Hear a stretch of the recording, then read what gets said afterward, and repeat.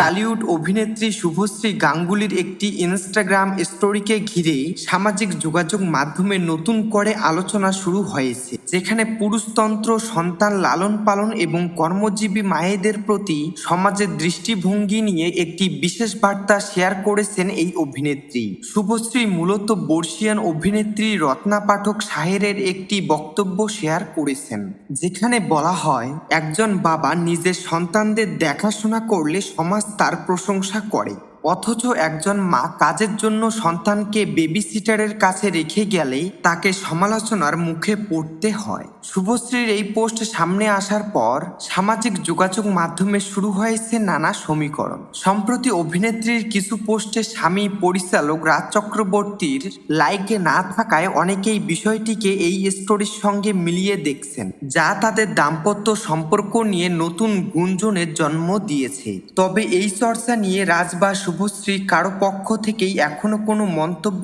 পাওয়া যায়নি। টলিউডের অন্যতম জনপ্রিয় এই দম্পতি দুই সন্তানকে নিয়ে বেশ সুখের সংসার সামলাচ্ছেন। শুভাকাঙ্ক্ষীদের মতে শুভশ্রীর সাম্প্রতিক স্টোরিটি মূলত সমাজে প্রচলিত পুরুষতান্ত্রিক মানসিকতার বিরুদ্ধে একটি সচেতনমূলক বার্তা, যার সাথে তার ব্যক্তিগত বা পারিবারিক জীবনের কোনো সম্পর্ক নেই।